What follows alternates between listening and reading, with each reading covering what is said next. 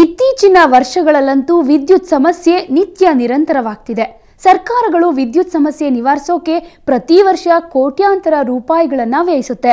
ಆದರೂ ದೇಶದ ಪ್ರತಿ ಮನೆಗೂ ವಿದ್ಯುತ್ ಸೌಕರ್ಯ ಒದಗಿಸೋಕೆ ಇಂದಿಗೂ ಸಾಧ್ಯ ಆಗಿಲ್ಲ.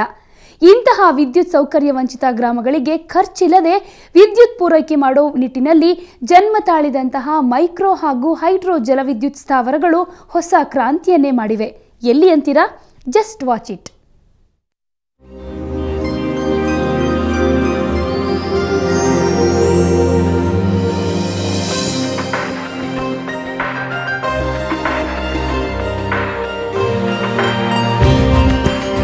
ದೇಶದಲ್ಲಿ ನಿತ್ಯ ಬಳಕೆಯ ವಿದ್ಯುತ್ಗಾಗಿ ಅಣುವಿದ್ಯುತ್, ಶಾಖೋತ್ಪನ್ನ ವಿದ್ಯುತ್, ಜಲವಿದ್ಯುತ್, ಪವನಶಕ್ತಿ ಹೀಗೆ ಯಾವೆಲ್ಲ ಮೂಲಗಳಿಂದ ವಿದ್ಯುತ್ ಉತ್ಪಾದಿಸೋಕೆ ಸಾಧ್ಯನೋ ಆ ಎಲ್ಲ ಮೂಲಗಳಿಂದಲೂ ವಿದ್ಯುತ್ತನ್ನು ಉತ್ಪಾದನೆ ಮಾಡಲಾಗ್ತಾ ಇದೆ.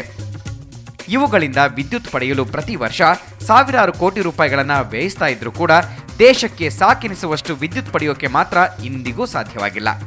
ಇನ್ನು ಈ ವಿದ್ಯುತ್ ಅಭಾವದಿಂದಾಗಿ ಬೇಸತ್ತ ಮಂದಿಯಂತೂ ತಮ್ಮ ಮನೆಯಲ್ಲಿಯೇ ವಿದ್ಯುತ್ ಸ್ಥಾವರ ಸ್ಥಾಪಿಸಿಕೊಂಡ್ರೆ ಹೇಗೆ? ಹೌದು, ಇದೀಗ ಯಾರು ಬೇಕಾದರೂ ಮನೆಗಳಲ್ಲಿಯೇ ಸಣ್ಣ ಪ್ರಮಾಣದಲ್ಲಿ ವಿದ್ಯುತ್ ಉತ್ಪಾದಿಸೋ ಘಟಕಗಳನ್ನು ತೆರೆಯಬಹುದಾಗಿದೆ. ಆಮೇಲೆ ಪಲ್ಪರಿಗೆ ಅದೇ ನೀರನ್ನ ಪಲ್ಪರಿಗೆ ಒಂದು ಕಡೆ ಕನೆಕ್ಷನ್ ಕೊಟ್ಕೊಂಡು ಪಲ್ಪರ್ ಆಗ್ತಾ ಇದೆ. ಆಮೇಲೆ ನಮಗೊಂದು 25 ಲೈಟು, ಟಿ ವಿ ಓಡ್ತಾ ಇದೆ, ಮಿಕ್ಸಿ ಓಡುತ್ತೆ, ಕರೆಂಟಿಗೆಲ್ಲ ಅನುಕೂಲ ಆಗಿದೆ.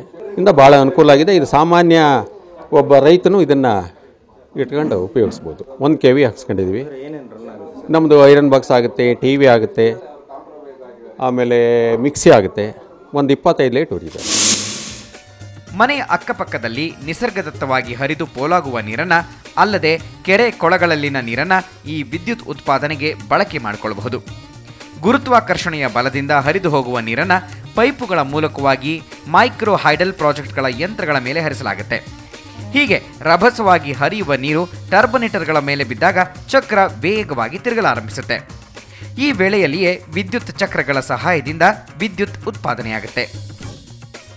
ಕರೆಂಟಿಗೆಲ್ಲ ಅನುಕೂಲ ಆಗಿದೆ. ಇದರಿಂದ ಭಾಳ ಅನುಕೂಲ ಆಗಿದೆ. ಆಮೇಲೆ ಯಾವಾಗಲೂ 24 hours ಯಾವಾಗಲೂ ನಮ್ಮ ಕರೆಂಟ್ ಇರುತ್ತೆ. ಈ ನೀರಿನ ಸೌಕರ್ಯ ಹತ್ತಿರದಲ್ಲಿದ್ದರೆ ಇದು ಭಾಳ ಕಡಿಮೆಲಾಗುತ್ತೆ. ನಾನು ಸುಮಾರು 2 ಕಿಲೋಮೀಟರಿಂದ ಹಾಕ್ಸಿದ್ದೀನಿ. ಇದನ್ನು ನನಗೆ ಸ್ವಲ್ಪ ಎಕ್ಸ್ಪೆನ್ಸ್ ಜಾಸ್ತಿ ಆಗಿದೆ. ಹತ್ತಿರದಲ್ಲೇ ನೀರಿನ ಅನುಕೂಲತೆ ಇದ್ದರೆ ಭಾಳ ಕಡಿಮೆ ಆಗುತ್ತೆ. ಮನೆಯಲ್ಲಿ ದೊಡ್ಡ ದೊಡ್ಡ ಬ್ಯಾಟರಿಗಳನ್ನು ಅಳವಡಿಸಿಕೊಳ್ಳುವ ಮೂಲಕ ವಿದ್ಯುತ್ ಸೌಲಭ್ಯವನ್ನು ಪಡೆಯಬಹುದಾಗಿದೆ. ಇದುವರೆಗೂ ವಿದ್ಯುತ್ನ ಬೆಳಕನ್ನೇ ಕಂಡರಿಯದ ಅದೆಷ್ಟೋ ಗ್ರಾಮಗಳು ಇಂದು ಮಿನಿ ವಿದ್ಯುತ್ ಯೋಜನೆಗಳಿಂದಾಗಿ ವಿದ್ಯುತ್ ಬೆಳಕು ಬೆಳಗುತ್ತಿದೆ.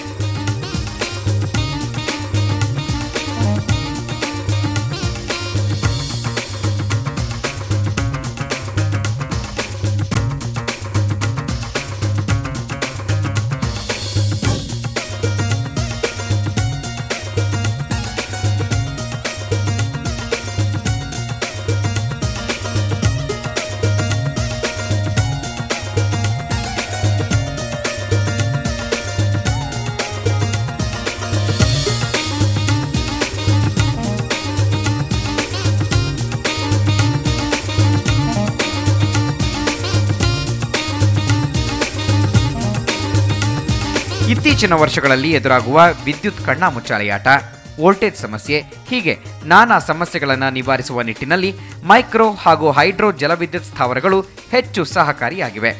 ಅಲ್ಲದೆ ಈ ಘಟಕಗಳ ಯಂತ್ರಗಳು ಸಾಕಷ್ಟು ವರ್ಷ ಬಾಳಿಕೆ ಬರುತ್ತಿದ್ದು ನಿರ್ವಹಣೆಯ ವೆಚ್ಚ ಕೂಡ ಕಡಿಮೆಯಾಗಿರೋದ್ರಿಂದ ಬಡವರು ಕೂಡ ಸುಲಭವಾಗಿ ವಿದ್ಯುತ್ ಸೌಕರ್ಯವನ್ನು ಹೊಂದಬಹುದಾಗಿದೆ.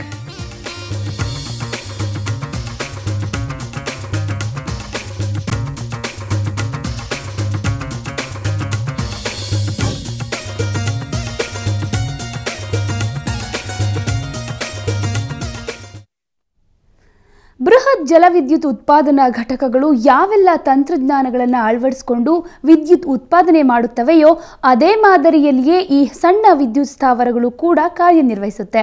ಮಾತ್ರ ಅಲ್ಲ, ಸಣ್ಣ ಘಟಕಗಳಿಂದಲೇ 1 ಕಿಲೋವ್ಯಾಟ್ನಿಂದ 100 ಕಿಲೋವ್ಯಾಟ್ನವರೆಗೂ ವಿದ್ಯುತ್ ಉತ್ಪಾದಿಸೋ ಸಾಮರ್ಥ್ಯವನ್ನು ಹೊಂದಿವೆ. ಇಂತಹ ಘಟಕಗಳನ್ನು ತೆರೆಯೋದು ಕಷ್ಟ ಏನಲ್ಲ.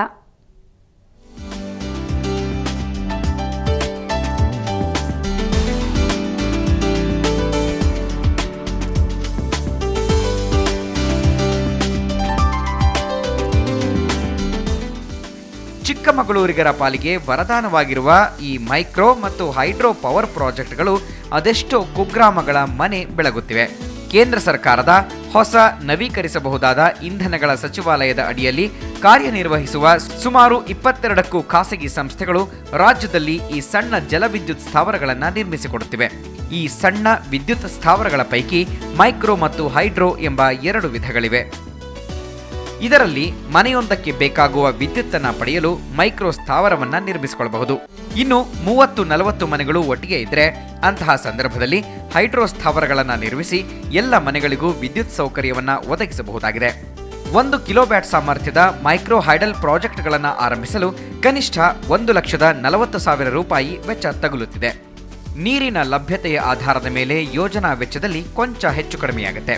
ಇನ್ನು 2 ಕೆವಿ ಸಾಮರ್ಥ್ಯದ ಸ್ಥಾವರವನ್ನು ತೆರೆಯಬೇಕಾದ್ರೆ ಸುಮಾರು 1,60,000ದಿಂದ 1,70,000 ರೂಪಾಯಿ ತಗುಲ್ತಾ ಇದ್ದು, ಇದರಲ್ಲಿ ಯೋಜನಾ ವೆಚ್ಚದಲ್ಲಿ ಕೇಂದ್ರ ಸರ್ಕಾರ ಶೇಕಡ 70% ಸಬ್ಸಿಡಿಯ ರೂಪದಲ್ಲಿ ಹಿಂದಿರುಗಿಸಲಿದೆ. ಇದರಿಂದಾಗಿ ರೈತರು ಹಾಗೂ ಮಧ್ಯಮ ವರ್ಗದ ಮಂದಿ ಸುಲಭವಾಗಿಯೇ ಇಂತಹ ಮೈಕ್ರೋ ಪ್ರಾಜೆಕ್ಟ್ಗಳನ್ನು ತೆರೆಯಬಹುದಾಗಿದೆ.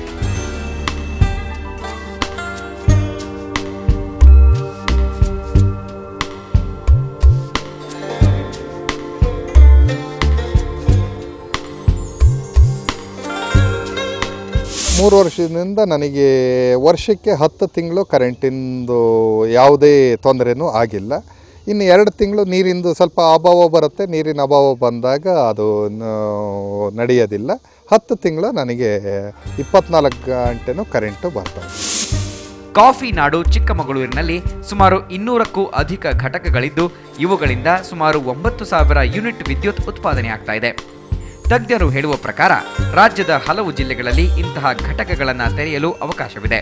ಅದರಲ್ಲೂ ಪಶ್ಚಿಮ ಘಟ್ಟಗಳಲ್ಲಂತೂ ವರ್ಷದ ಎಲ್ಲಾ ತಿಂಗಳುಗಳಲ್ಲಿಯೂ ನೀರಿನ ಲಭ್ಯತೆ ಇರುತ್ತದೆ.